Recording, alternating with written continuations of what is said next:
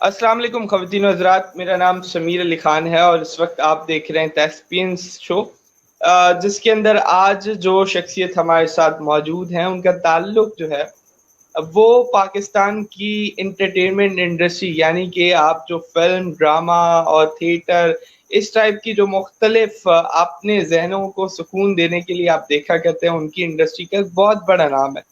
सईद अवान साहब हमारे साथ मौजूद हैं और सईद अवान साहब का अगर मैं सिर्फ ये कहूँ कि इन्होंने पाकिस्तान की मीडिया इंडस्ट्री का उरूज और ज़वाल ज़रूर देखा है और इन्होंने ये वो शख्स हैं कि जिन्होंने ना सिर्फ मीरा हो, वीना मलिक हो, मुख्तलिफ पाकिस्तान के बड़े सितारे, बड़े नाम जिनमें कोई भी यू नेम इट पाकिस्तान का जो बड़ा नाम है, उनका ना सिर्फ इन्होंने इंटरव्यू किया बल्कि इतने स्ट्रॉन्ग उनके साथ कनेक्शन बना लिए कि वो अब सईद भाई की कोई कॉल भी नहीं काटते। अस्सलाम वालेकुम sir.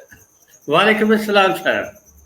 Thank you for your interview, for your time. आपका बेहद शुक्रिया। आप न सिर्फ पाकिस्तान के बल्कि आपने थेस्पियंस पे भी बड़ा जो है एहसान यूँ किया हुआ है कि हमारे मुख्तलिफ शोज़ को न सिर्फ आपने प्रमोट किया है चाहे डॉन में हो, मुख्तलिफ अखबारात में। तो thank you so much again. My pleasure. Sir मैं सबसे पहले ये जानना चाहूँगा कि ये जो आपका थेस्पियंस के साथ ताल्लुक जुड़ा कैसे? फैसल मलिक साहब से आपका राब्ता कैसे हुआ?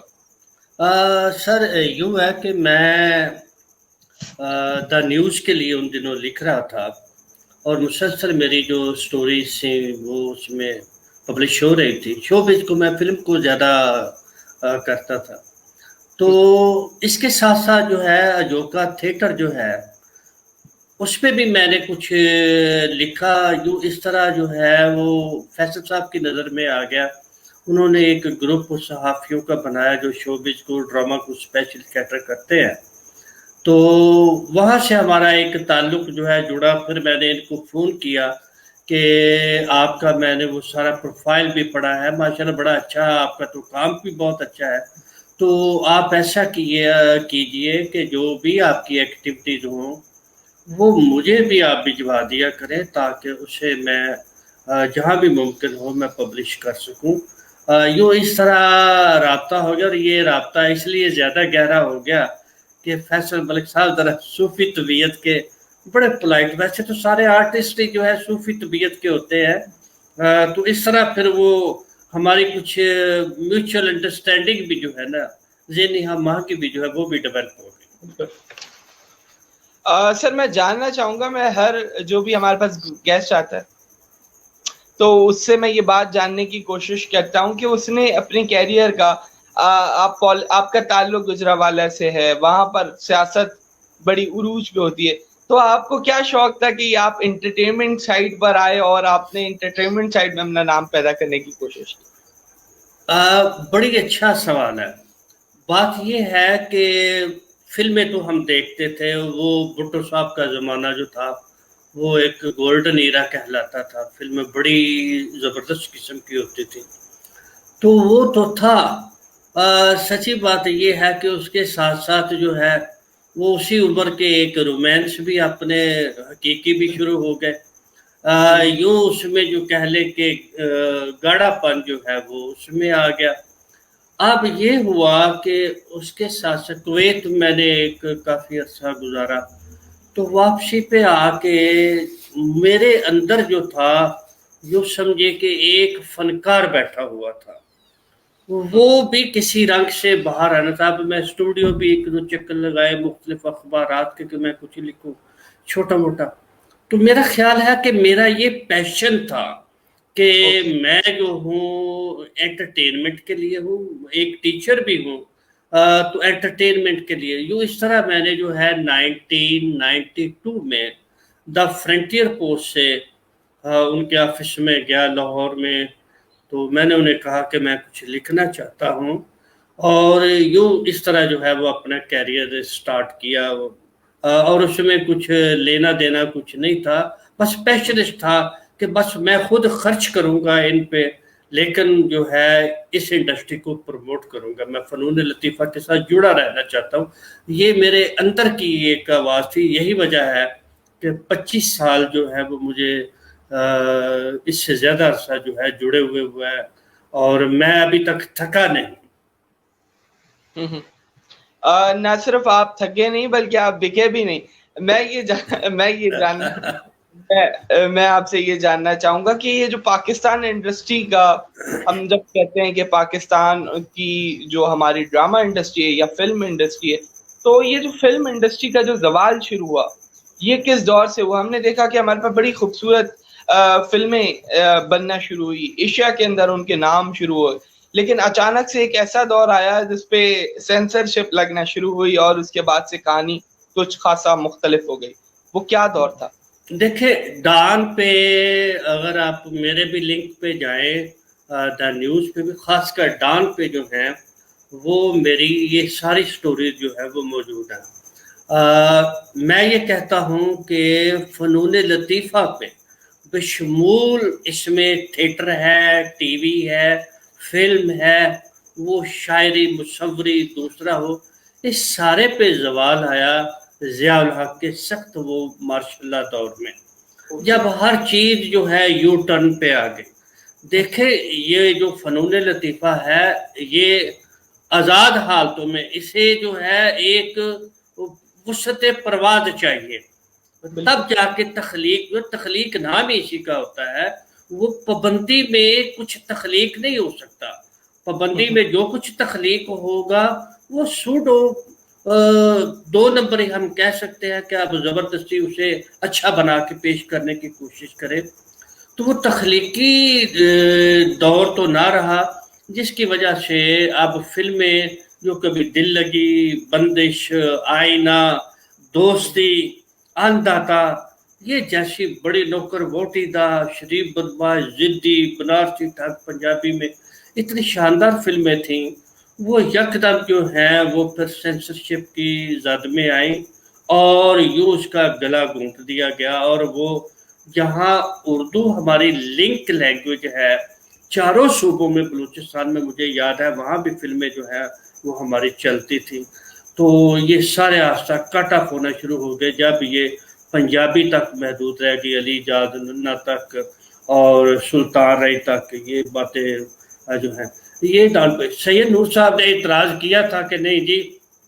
वो दौर जो है वो शानदार दौर था, क्योंकि उसमें हमारी फिल्में जो है वो बहुत बनी। देखे, फिल्मों की तादाद मयार नहीं कहलाता, क्वालिटी इज समथिंग एल्स है। आप क्वांटिटी को जो है उसको साथ नहीं मिला सकते। क्वालिटी एक भी जो हो वो अहद बन जाता है, क्वांटिटी 20 भी हो 40 भी हो वो अहद नहीं बनता, बल्कि वो जवाल ही होता है। तो उस दौर में बहुत सारी फिल्में बनी, वो कामयाब भी थी, सर्किट पे भरपूर जो है वो अपना जोबन वो दिखा रही थी फिल्में, लेकिन वो तख्लीक का जो एलिमेंट था वो, जैसे आपने टीवी में भी वो देखा कि दुपट्टा जो है खातून ड्रामा में जो है, टीवी ड्रामा में अगर सो के उठी हुई है दुपट्टा फिर भी सर के ऊपर है। इवन स्विमिंग पूल में वो उसको फेंक दिया गया तो दुपट्टा साथ साथ चल रहा है। अजीब तमाशा था वो, तो जवाल तो आना ही था। तो उसके बाद फिर दौर आया तो वो संभला नहीं जा सकता। मेरी एक इम्पॉर्टेंट बात इसमें, फिल्म थिएटर हो या टीवी ड्रामा हो, फनून फाइन आर्ट्स की मैं ये जुड़ा हुआ है अहद से। ये सियासी अहद जो होता है वो एक ग्राउंड हमवार करता है उसके लिए कि क्या यहाँ फसल बीज जो है वो फसल जो है वो बोई जाए। तो वो जब सियासी अहद जितने भी आए वो आपस की चपकलश में, या वो पिछला ही इतना तूफान तबाही कर गया था, वो संभलने न पाए, वो अहद उनको मिला नहीं। जो मिला वो फिर गुज्जर माफिया की नज़र हो गया, जिसमें फिर फिल्म प्रोड्यूसर की बजाय मैं समझता हूँ कि वो फाइनेंसर्स आ गए। फिल्म प्रोड्यूसर और फाइनेंसर में फ़र्क होता है। फिल्म प्रोड्यूसर जो है वो फिल्म को समझता है, वो खुद उसमें पार्टिसिपेट करता है, ये मेरा आइडिया है, ये टॉपिक है, ऐसा होना चाहिए, ऐसा ऐसा ऐसे, वो कंसल्टेशन उसकी प्रॉपरली साथ साथ होती है। जबकि फाइनेंसर होता है बस वो पैसे लगाए, पुजारों पे आया, बैठा हुआ उधर ऑफिस में, क्या हो रहा है क्या नहीं, उसे इससे गर्ज नहीं होती। तो इस तरह जो है ये इंडस्ट्री जो है बड़ी हद तक दम तोड़ गई। सर यहाँ पर आपने क्वालिटी ओवर क्वांटिटी की बात की। मैं जानना चाहूँगा कि जब आप थेस्पियंस के जो थिएटर्स थे उनको आप रिपोर्ट करते थे, उनको आप मॉनिटर करते थे, कि क्या वाज़ेह फ़र्क था आम थिएटर्स के अंदर और थेस्पियंस के थिएटर में, जो आज इसको इंटरनेशनल पब्लिकेशन हाथों हाथ जो है उस थिएटर शो को फौरी तौर पे पब्लिश कर देता है? क्या खास वजह है?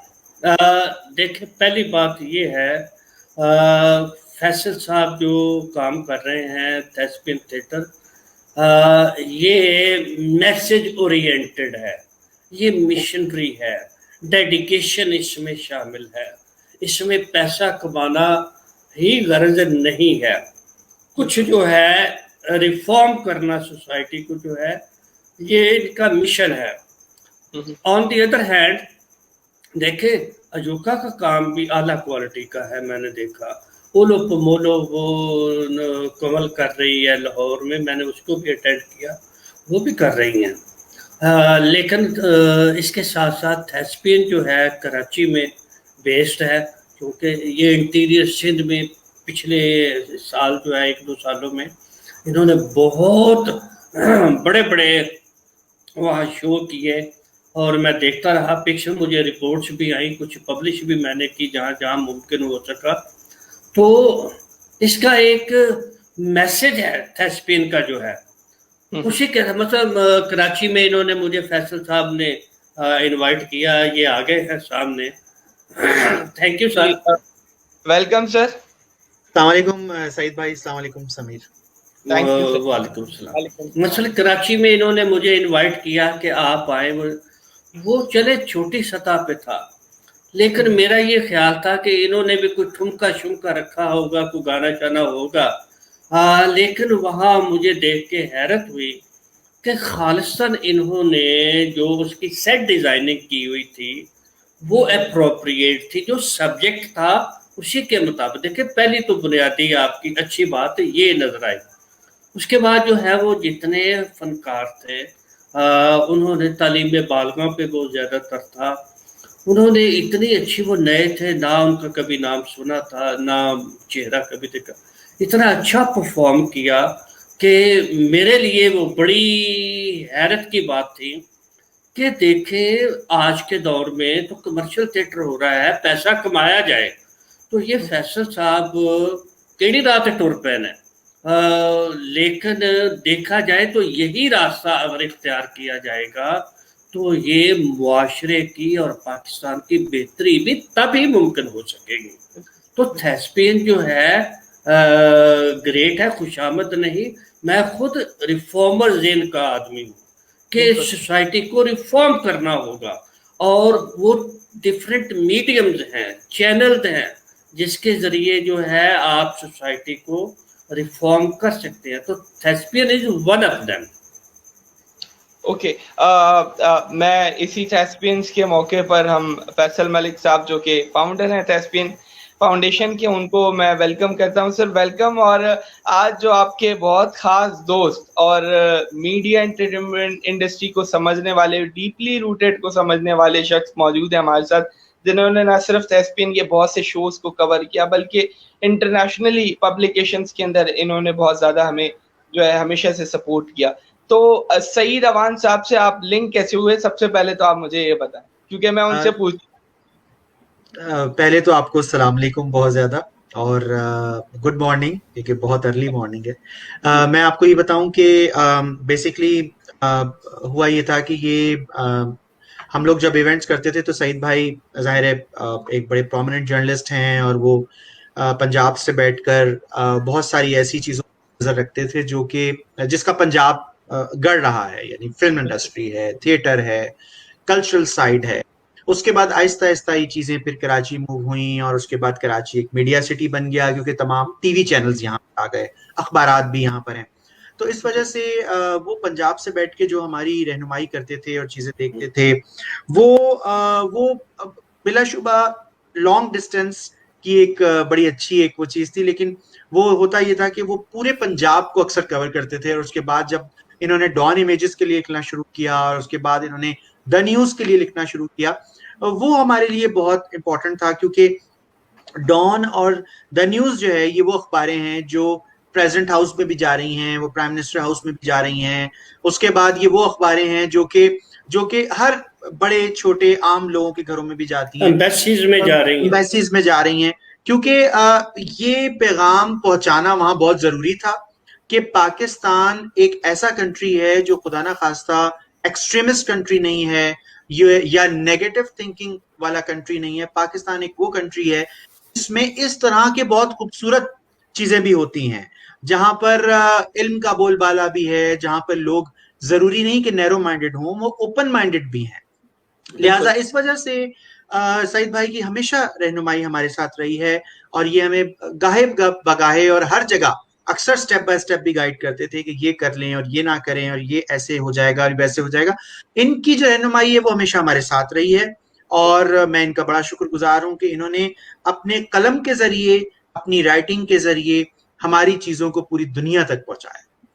बिल्कुल। तो दो रिफॉर्मर्स मौजूद हैं, तो रिफॉर्मिंग की बात हो रही है, पॉजिटिव बात हो रही है, तो मैं सईद भाई आपसे पूछना चाहूंगा कि आज का जो हम तस्वर करते हैं, कोविड की सिचुएशन है, तो आपने तो सदियां देखी, आपने तो जिया दौर की भी बात की, मुख्तलिफ अदवार की बात की, तो सबसे हार्ड टाइम आर्टिस्ट के लिए कौन सा रहा?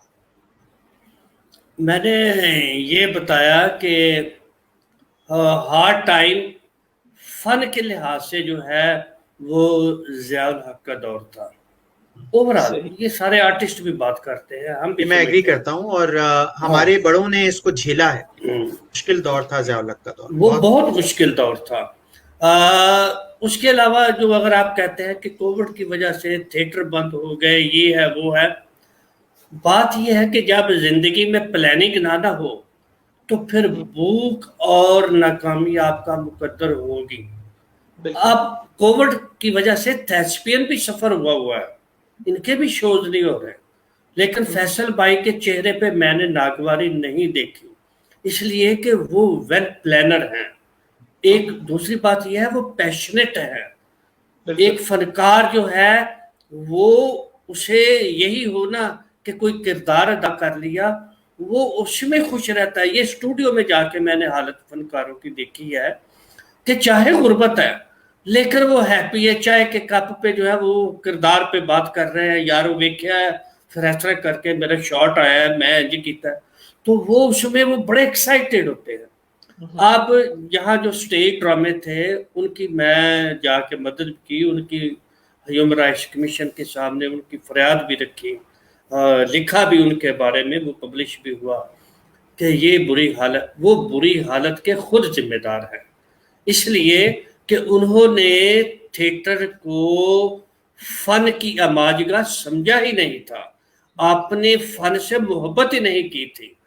और आदमी एक यूनिवर्सल बात है, आदमी जिसको चाहता है, ख्वाहिश करता है, क्रेजी होता है, वो उसको पा भी लेता है। तो इन्होंने जवाल अपने पाँव से खुद कुल्हाड़ी अपने पाँव पे मारी है, और वो थिएटर जो है वो खाली हुए, उसमें फिर बैठे। लेकिन फनकार एक जब बनता है ना, आर्टिस्ट बनता है, वो फिर एक जगह रिस्ट्रिक्टेड नहीं रह जाता, डेस्टाइन्ड टू वन प्लेस। वो जो है फिर पूरे पाकिस्तान का और पूरी दुनिया का फनकार हो जाता है। फिर बहुत सारे उसको हायर भी करते हैं, जी आप इधर आए, आप देखें जो बड़े फनकार है वो मुख्तलिफ टीवी शोज में जो है वो उसमें अपने फन का जादू जगा रहे हैं, कुछ न कुछ उनका चल रहा है। तो ये हार्ड टाइम इनके लिए फाइनेंशियली, इनकी खुद अपनी हरकतों की वजह से, कमर्शियल थिएटर की वजह से ये जवाल इन पे आया।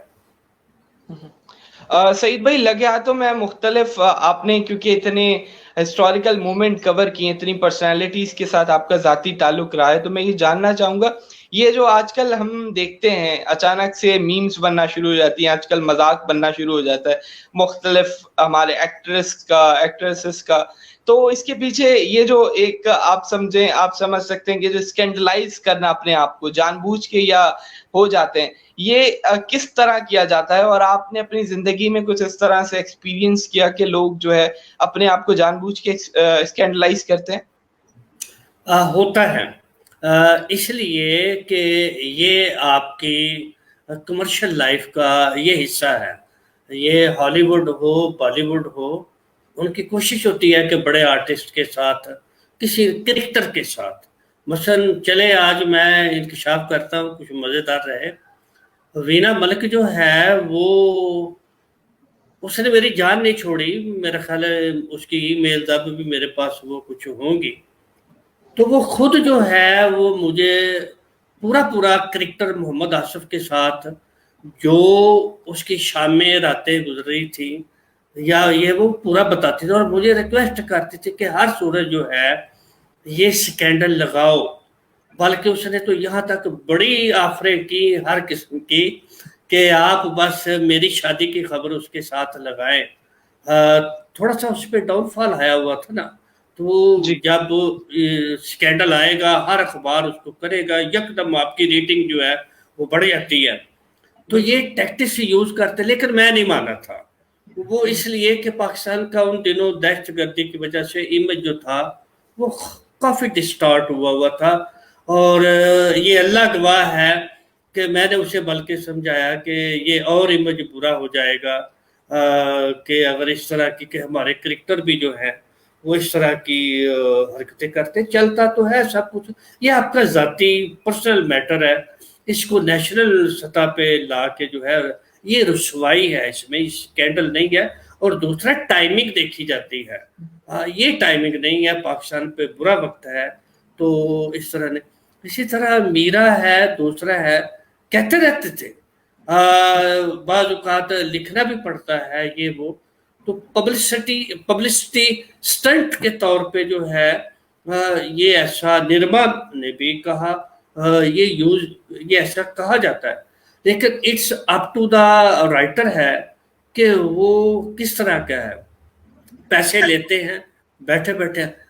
थिएटर की अदाकारा जो है वो खुद मुझे कहते थे कि ये डायरेक्टर के साथ जो है, इसका ये आर्टिस्ट है, इसके साथ ज़रा मेरा स्कैंडल लगा दो, चले आपको मोबाइल मैं तोहफे में दे दूंगी, आप इस तरह को करें कि मेरी, ताकि वो रेटिंग बढ़े ये वो।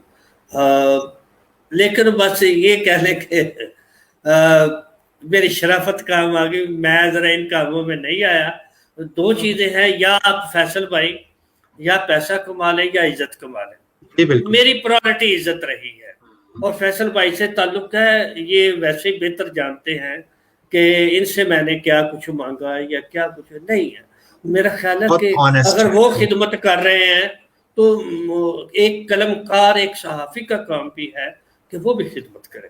बेशक नहीं, आपने हमेशा बहुत ऑनेस्टी से लिखा, और अल्लाह गवाह है मैंने कभी आपको गाइड नहीं किया कि ये लिखें या ये लिखें, लेकिन आप हमेशा अपनी मर्जी से लिखते थे और जो आप खुद महसूस करते रहे हैं और आज तक आप लिख रहे हैं, और माशाल्लाह, और दूसरे थिएटर्स के लिए भी आप लिखते हैं, मुझे मालूम है। जितना मैंने लिखा ना, जितना मैंने लिखा समीर भाई, 215 के करीब मेरे आर्टिकल हैं, उसमें से 30% की इंकशाफ है कि मुझे पेमेंट हुई होगी।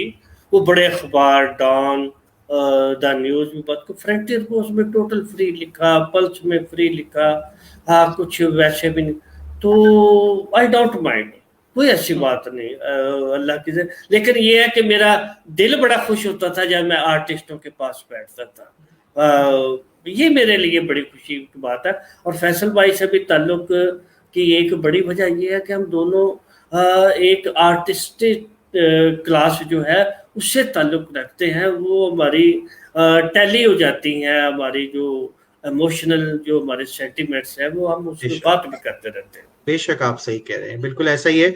सईद भाई का ये है कि जब इन्होंने हमारे लिए लिखना शुरू किया था तो हमें बहुत बूस्ट भी मिला था, क्योंकि जब इन्होंने लिखा और जब इनका कलम डॉन के थ्रू जाता था या द न्यूज़ के थ्रू जाता था या उर्दू अखबारों भी जाता था, ज्यादातर तो ये इंग्लिश अखबारों के लिए लिखते रहे, लेकिन जब जब ये लिखते थे हमें वाकई एक नुमाया फर्क नजर आता था। कोई और लिखे और या ये लिखें तो उसमें बहुत जमीन आसमान का फर्क होता था। लोग इनकी राइटिंग को एडमायर करते हैं, लोग इनकी चीजों को एडमायर करते हैं, लोग इनके थॉट्स को एडमायर करते हैं। ये सबसे बड़ी बात। आप ही बता रहे थे द न्यूज़ में मेरा जो था वो आपके थेस्पियन के लिए वो इंटरनेशनल जो है वो अप्रूवल हुई थी। जी जी जी जी जी जी जी जी। वो बताएं जरा। आप लोग, जी मैं बताता हूँ, हमारा एलन स्टीवर्ट अवार्ड था आज से कुछ साल पहले न्यूयॉर्क में, वो हो रहा था। तो उसमें द न्यूज के अंदर जब इनका आर्टिकल ऑनलाइन उन्होंने पढ़ा, द न्यूज की अखबार क्योंकि ऑनलाइन भी है, तो वो ऑनलाइन जब उन्होंने पढ़ा तो उसके बाद हमें उन्होंने रिकमेंडेशन के लिए मुंतखब किया कि हम चाहते हैं कि आपको पाकिस्तान से कोई रिकमेंड करे। तो उसके बाद फिर पाकिस्तान से हमारी रिकमेंडेशन गई और उसके बाद हम उसके लिए रिकमेंड हुए थे। ये ऑब्वियसली इनके राइटअप्स की वजह से हुआ था।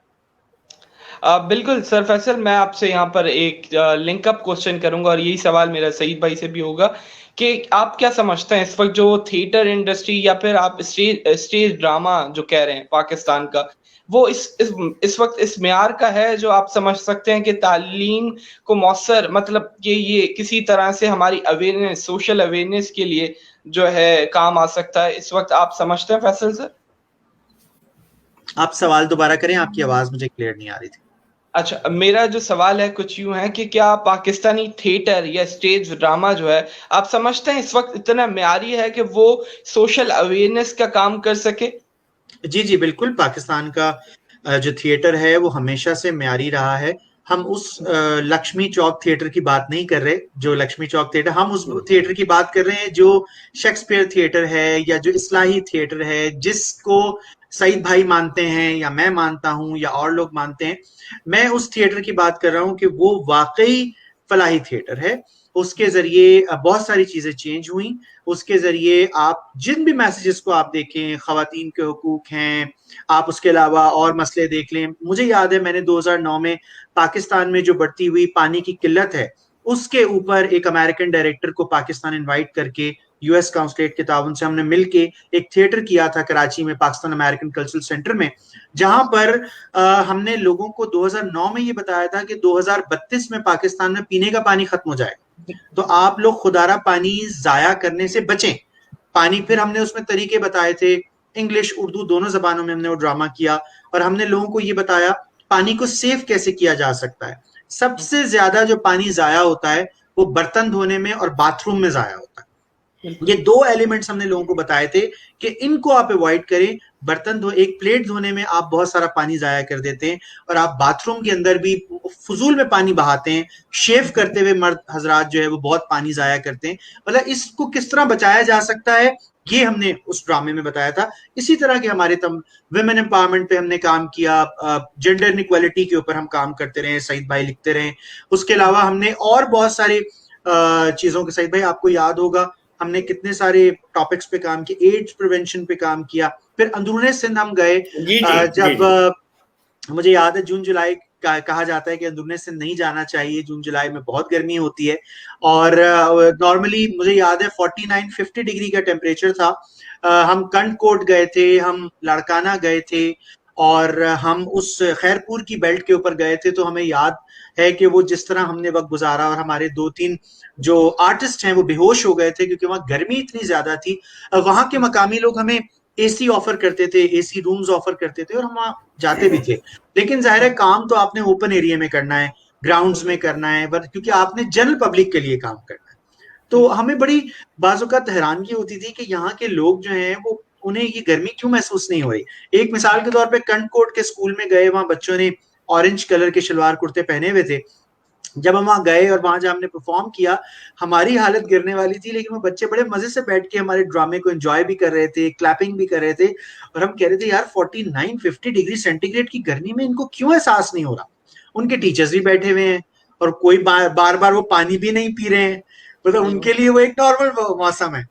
तो इन हालात में भी काम किया, तो और सईद भाई लिखते रहे।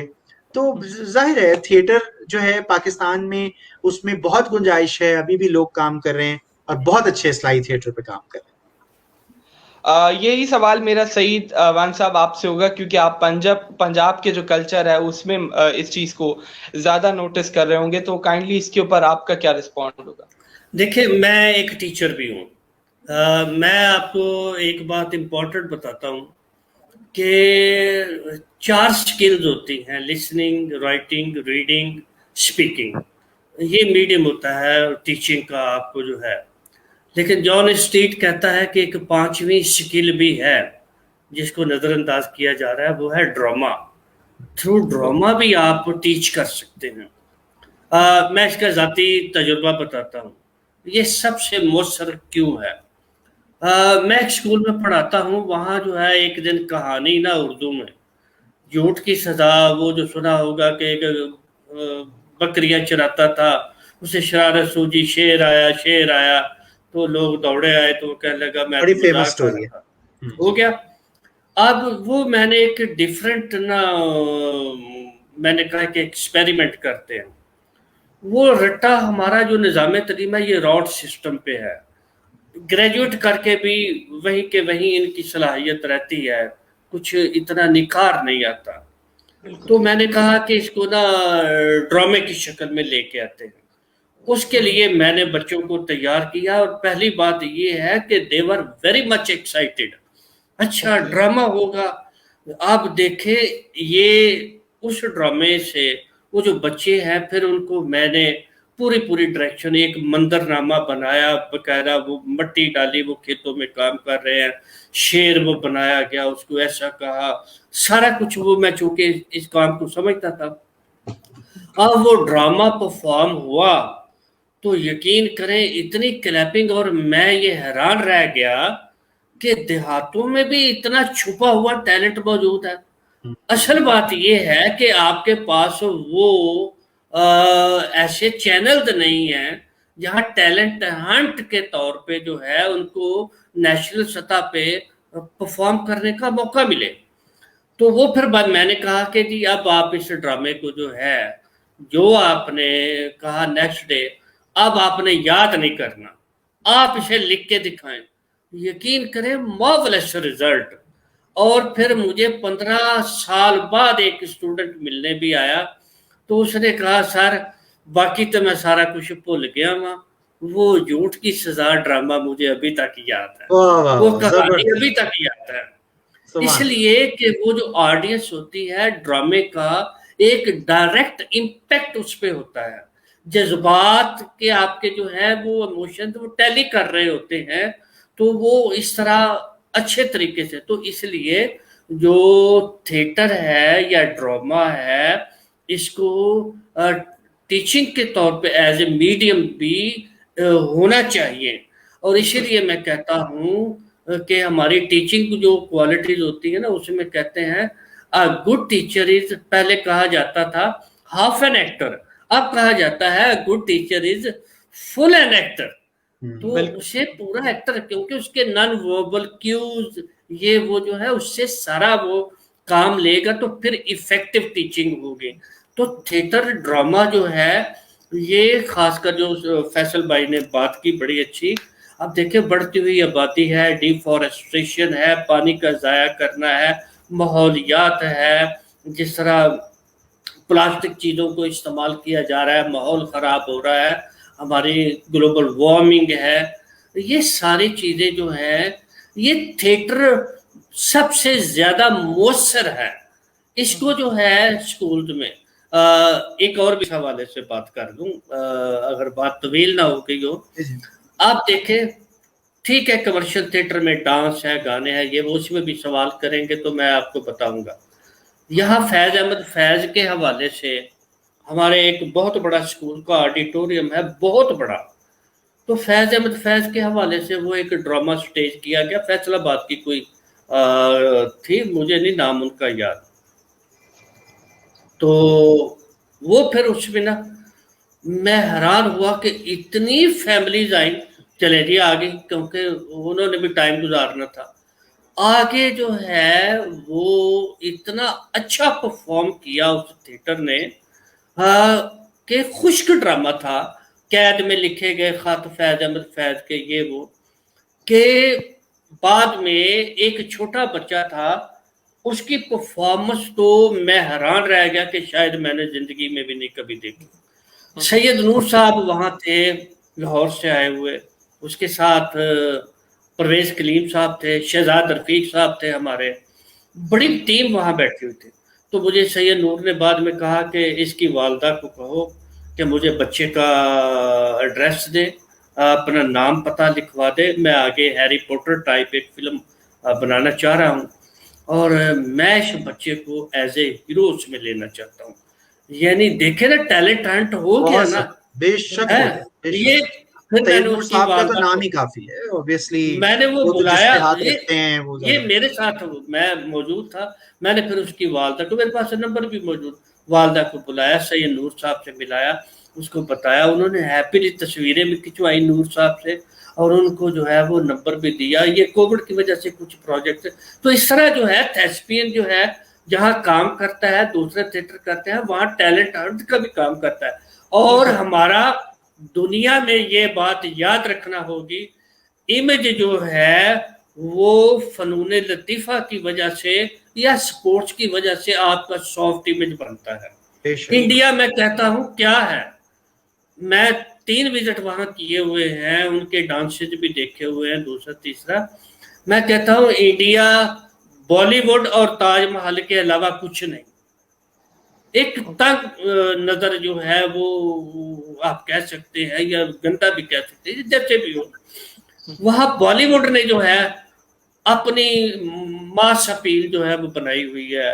इवन मैं कुवैत में था में तो वो भी पूछती रहती थी आई जदीद फिल्म हिंदी, कोई हिंदी नई फिल्म आई है, तो मैं कहता था आप ये आईना देखेंगे, वो ला ला हाँ इसको छोड़े आप, हमें हिंदी, उन्होंने इमेज अपना बना लिया हुआ है। तो फनून लतीफा को आपको सईद भाई, अगर आपको याद हो कि 60s हमारा बड़ा अरूज था फिल्म इंडस्ट्री का, जी जी 60s बेशक बहुत अरूज था, और आपने फिल्म इंडस्ट्री पे काफी काम किया है, आपने बहुत राइटअप्स लिखे हैं और आपके राइटअप्स तो माशाल्लाह इंटरनेशनल एक्लेम्ड है।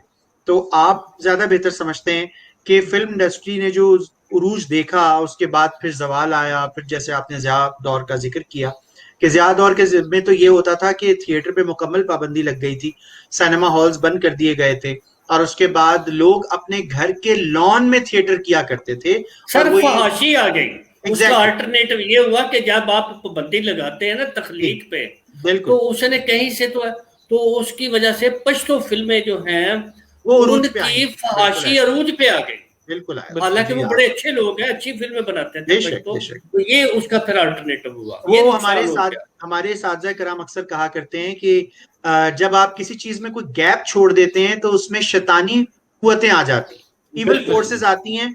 तो ये जो ज़िया दौर का टाइम था वो गैप था, इसमें इविल फोर्सेस आई और उसके बाद उन्होंने अपना इम्पैक्ट बेशक कायम किया। पर आज आप एग्जैक्टली। देखें कि आज आप देखें फिर वो भांड सिस्टम हमारे मुल्क में इंट्रोड्यूस हुआ और वो भांड आए, और फिर मतलब ये सारी चीजें क्या हैं, मतलब उनका एक अपना टैलेंट है, लेकिन जहां वल्गैरिटी आ जाए वो टैलेंट नहीं होता, वो तो फिर कुछ देखिए और।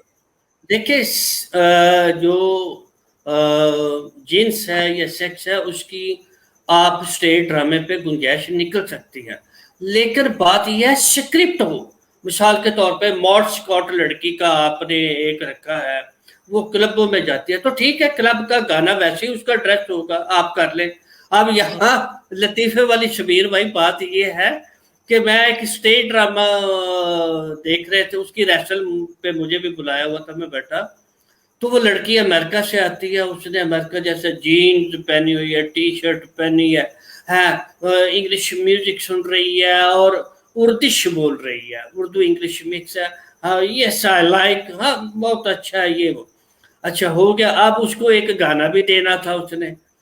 आप हमने सर पकड़ लिया कि जब वो अमेरिका से आई हुई लड़की उर्दिश बोलती हुई, इंग्लिश बोलती हुई, इंग्लिश म्यूजिक सुनती हुई, यकदम वो गाने किस पे परफॉर्म करना शुरू कर दिया, वे गुजरावे।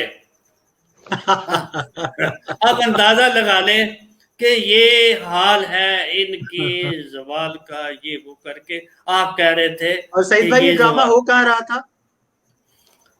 ये गुजरावाला में जी, मैंने तो सारे ही ड्रामे जो हैं तकरीबन आपने इनको मुझे मैं थिएटर विजिट करवाए थे, मैं गुजरावाला आया हाँ था, हाँ मुझे याद आप है। आए थे आपने उनके मुझे साथ। तमाम थिएटर हॉल्स विजिट करवाए थे और बहुत उम्दा थिएटर्स और बड़े पैमाने पर अच्छे एकड़ों पे मुहित बड़े बड़े थिएटर हॉल्स हैं, मुझे मालूम। नहीं है, अभी भी बड़ा बना जी। समीर भाई कुछ कहना चाह रहे हैं? जी मैं यहाँ पर आप लोग को इंटरप्ट करूंगा क्योंकि टाइम हमारे पास, हमने एक अपने शो की नीश बनाई हुई कि हम बहुत ही प्रिसाइज करके बात करते हैं। मैं जल्दी से इस पे कमेंट चाहूंगा आप दोनों से।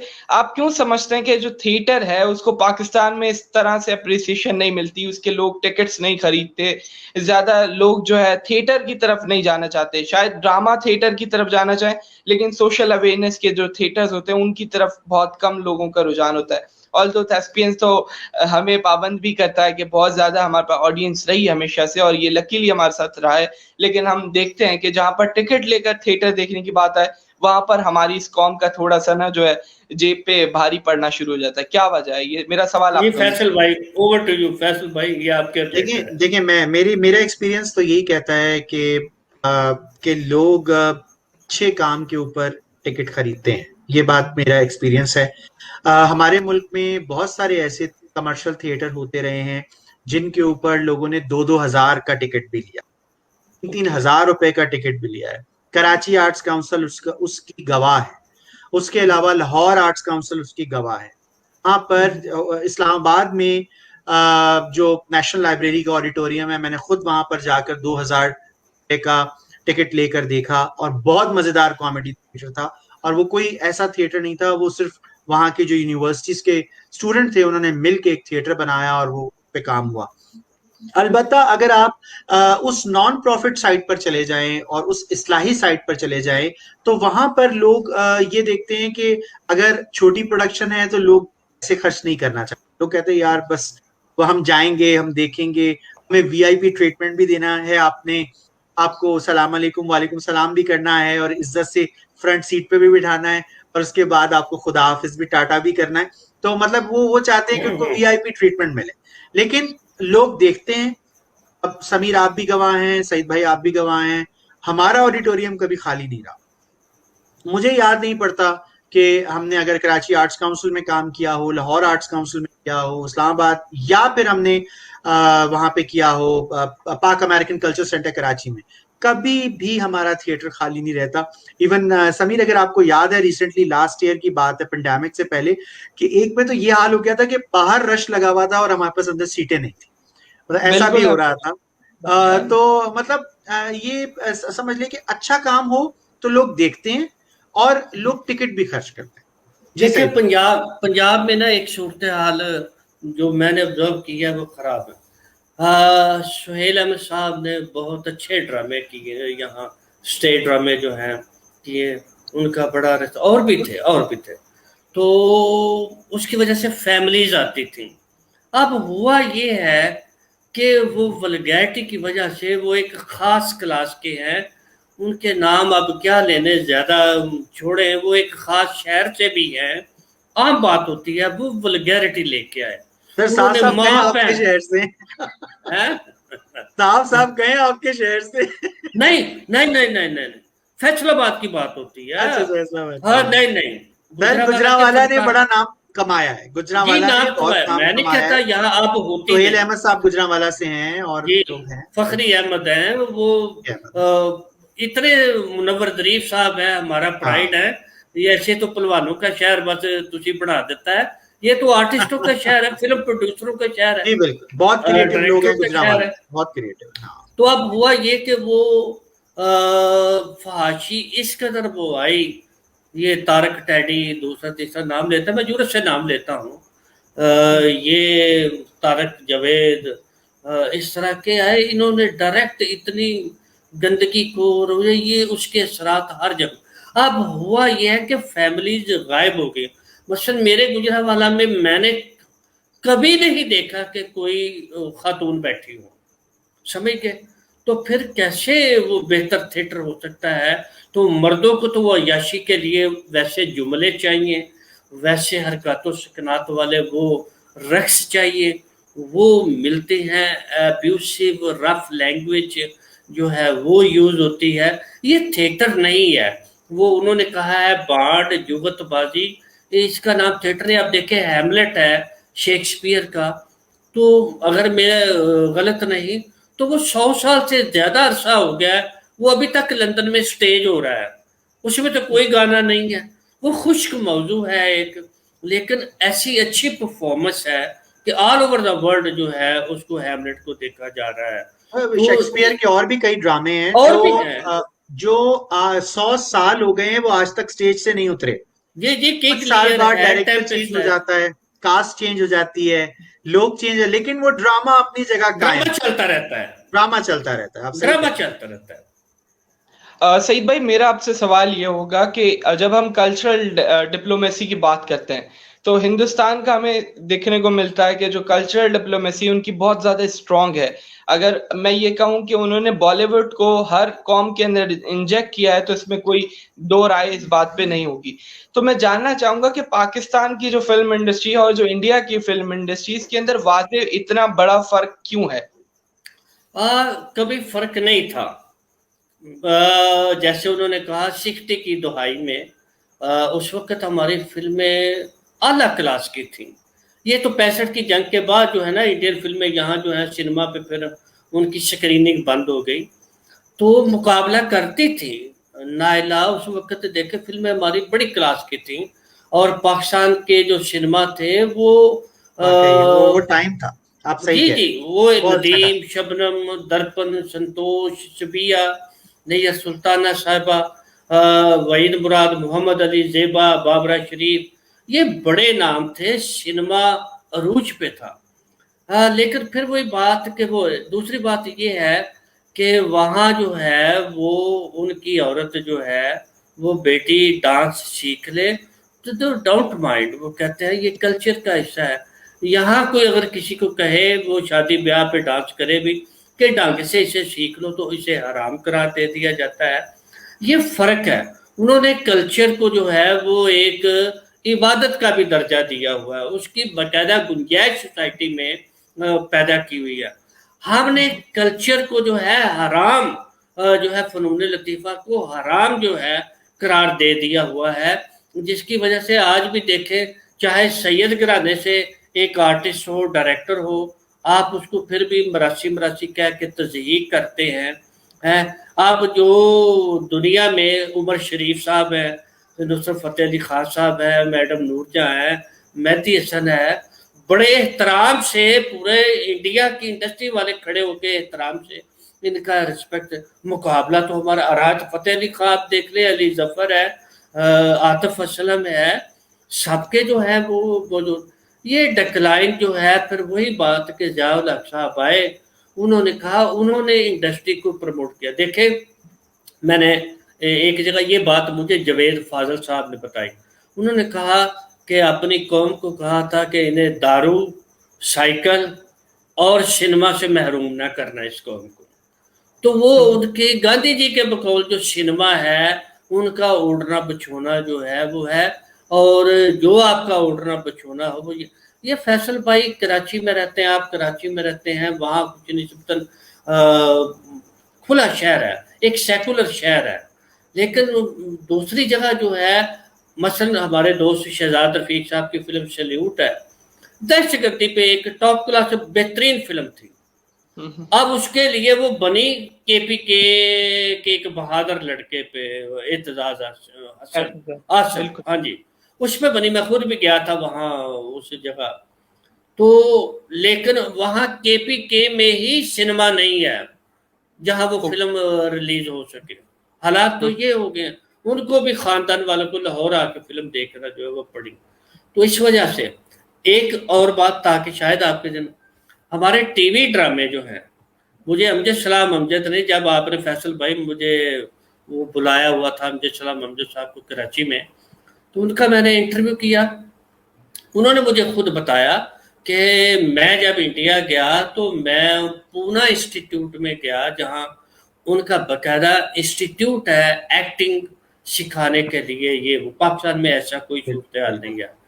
तो कहते हैं वहाँ पाकिस्तानी ड्रामों की कैसेट्स मौजूद थी, वहाँ से आर्टिस्टों को वो अदाकारी जो है वो सिखाई जाती थी वाह पूना जी वाह, इंस्टीट्यूट से। देखें, वाह ये जबरदस्त। ये अमजद सलाम।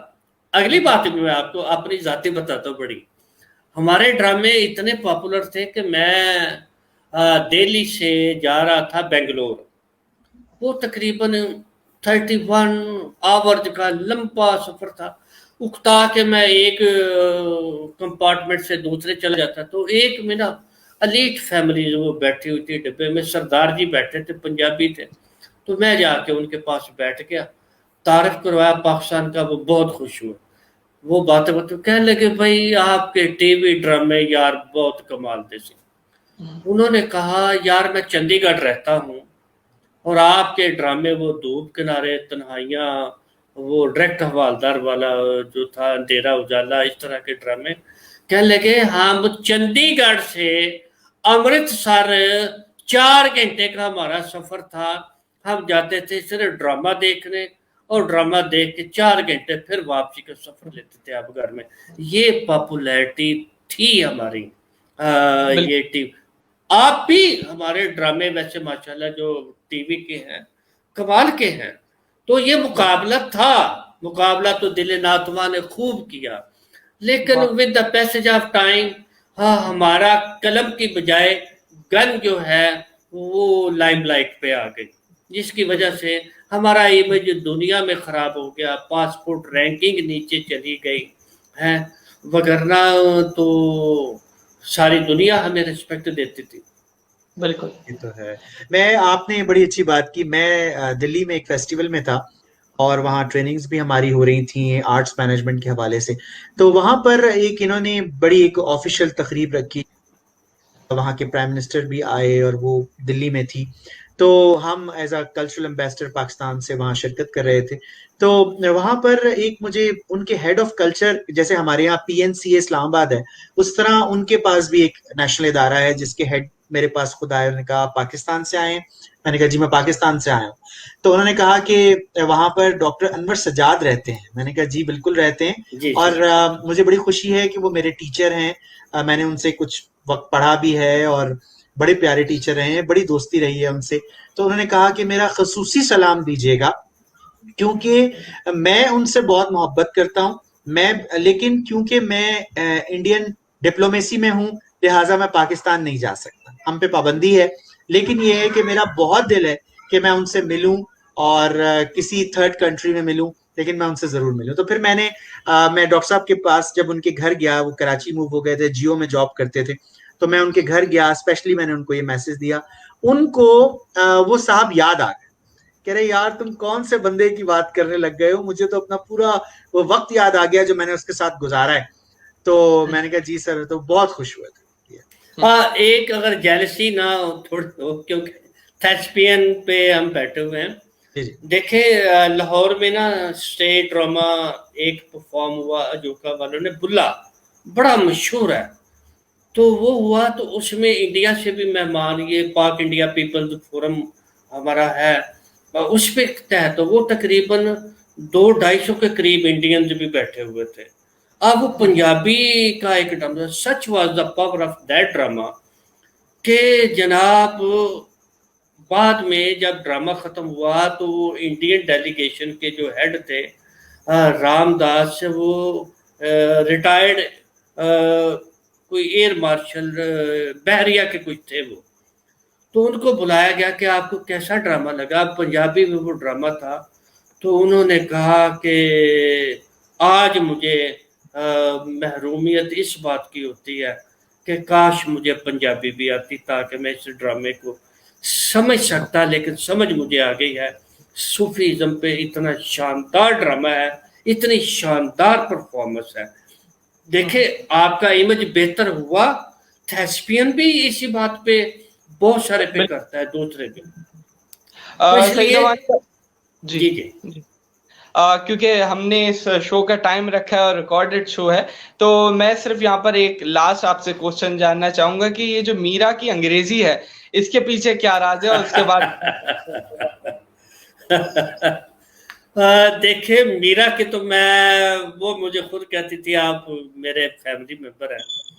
मैं घर उसके जाता था, बैठता था। मरी भी उसने मुझे शूटिंग पे बुलाया। पश्तो फिल्म एक उसने शुरू करनी थी, उसने पहले मुझसे कंसल्ट किया, आप बताएं करूं ना करूं क्या है। फिर मैंने उससे कहा कि फिल्म का स्क्रिप्ट या सब्जेक्ट सेक्स पे नहीं होना चाहिए, अच्छा है तो कर ले। फिर मैं मरी गया, अभी उसके साथ वक्त भी गुजारा। अंग्रेजी वो कुछ थोड़ा थोड़ा बहुत जब भी हमें मिलता था मौका, वो मुझे कहती भी थी कि थोड़ा बहुत मुझे सिखाएं। तो लेकिन आज मैं ना बुरा मान जाऊँ पाकिस्तान में कि ये है वो टीचर उसका इंग्लिश का जिसकी वजह से वो नहीं, मेरा ख्याल है उनके तो काफी टीचर रहे हैं सर। वो सर। अब बात ये है कि देखे मुझे इस बात पे मीरा पे जो है ना, मैं मीरा के साथ हूँ। क्यों? एक बात पे कि देखे वो इंग्लिश की प्रोफेसर नहीं है किसी कॉलेज में कि आप उससे परफेक्शन की एक्सेंट भी हो, वोकैबुलरी भी एक्सीलेंट हो तो वो बोल के दिखाए। ये देखें रीमा हो, वो दूसरी हो, वीना मलिक हो, निरमा हो, ये वो सना हो, तो वो बस अपने महदूद सी बैकग्राउंड उनका होता है तालीमी कैरियर। तो मीरा जो है वो इंग्लिश बोलती है। मेरे पास बकायदा एक आर्टिकल मौजूद है, लिखा नहीं अभी मैंने भेजा, उसकी जो बहुत सारी जो है कमजोरियां भी हैं। लेकिन इसके साथ मीरा क्यों, मसलन वीना मलिक है, उसकी वो ड्रामे की किस्सें चलती थी। ये तो एक दफ़ा मैंने मैसेज किया कि आप कह लगी इस दफ़ा आप मेरी जो है ना वो 21st ड्रामे की इंस्टॉलमेंट आएगी। अब एपिसोड होता है, लफ्ज़ इंस्टॉलमेंट तो नहीं होता। उसने किसका तर्जुमा ये कर दिया, ये करती है।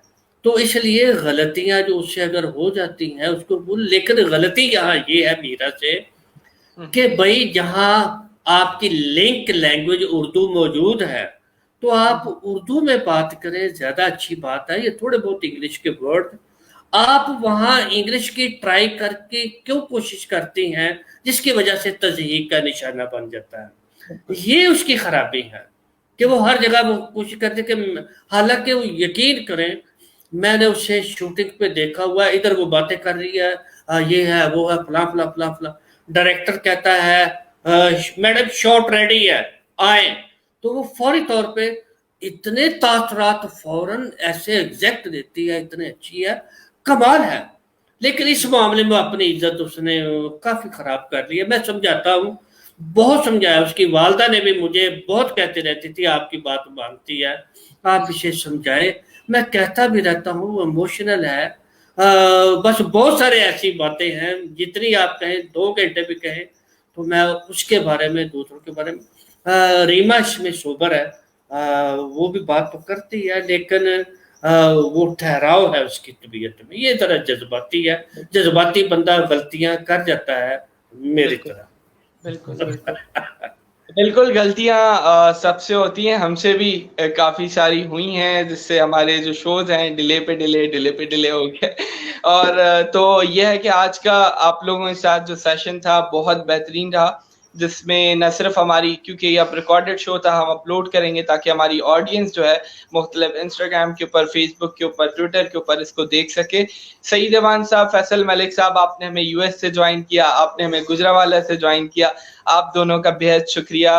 और उम्मीद करते हैं कि हम इसी तरह से कनेक्टेड रहेंगे ताकि हम थेस्पियंस के जो मिशन है उसको आगे लेकर चल सकें। मोहब्बत है फैसल भाई का, बहुत शुक्रिया। मोहब्बत याद है। समीर आप तो माशाल्लाह जौली तबीयत के हैं, बड़ा अच्छा लगा आपसे बात करना। और जो व्यूअर हैं देखे उनको भी हमारा सलाम, नेक ख्वाहिशात और अपना फीडबैक जो है वो जरूर दीजिएगा। Thank you very much.